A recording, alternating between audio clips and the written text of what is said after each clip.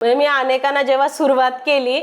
MA ला admission घेतलं, माहित नव्हतं की कमवा शिका आहे म्हणून विद्यापीठातच तिथपासून मग मला करायचंय, मग मी तिथे सर्व्हाइव्ह करणं किंवा मला जर स्कॉलरशिप जर मिळाली नसती, म्हणजे उच्च शिक्षणही माझं राजीव गांधी नॅशनल फेलोशिप मुळेच होऊ शकलेलं आहे, ती मिळाली म्हणून मी MPhil आणि PhD करू शकले.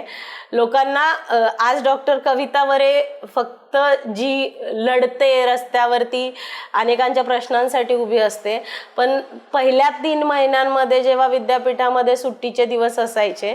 तर एक वेळेला आम्हाला जेवून काढावं लागायचं, कारण ते जेवण जर आम्हाला म्हणजे 2 वेळेला खायला पैसे नसायचे आणि विद्यापीठामध्ये MA ला गेलं म्हणजे तुमचं ग्रॅज्युएशन झालेलं असलं तर घरच्यांकडे मागण्याची सोय नसायची आणि मेस 3 महिने बंद असायची.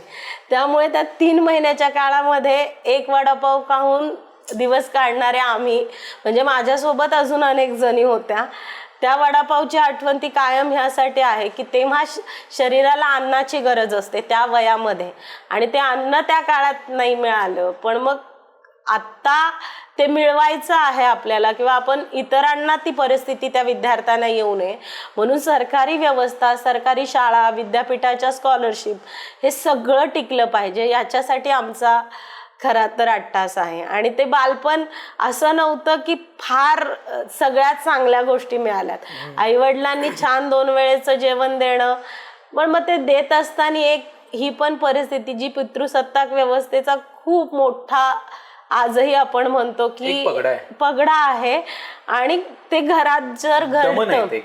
घरात जर आपल्या आजूबाजूला घडतं, आपल्या चुलत्यांना, आपल्या आयांना, आपल्या मावशांना ज्यावेळेस मारलं जातं की म्हणजे एखाद्या छोट्याशा चुकीमुळे पण हात उचलला जातो आणि तो त्यांना त्यांच्यावरचा अन्याय वाटत नाही आपल्या घरातल्या महिलांना, मग त्यावेळेस ते जास्त प्रकर्षाने जाणवतं आपल्याला की मग आपण जी घटना वाचतोय, आपण जे संविधान वाचतोय त्या अधिकारांचं काय. सुरुवात तिथून होते. या अशा घालमेलीतलं शिक्षण आहे माझं, म्हणजे माझी ओढाताण फक्त शिक्षणासाठी ह्यासाठी होती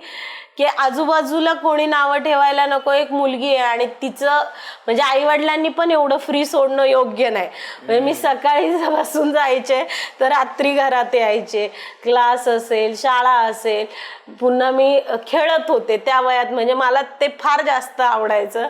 मी स्पोर्ट्समध्ये त्या काळामध्ये जी होते, म्हणजे 12वी नंतर मला ते करणं जमलं नाही, मी राज्य पातळीवर खेळले, पण मला ते मुलींचं नेहमी ते सुटतं की घरातल्या जबाबदाऱ्या आणि ह्या सगळ्या परिस्थितीमध्ये तुम्ही मग ते मागं सोडत जाता.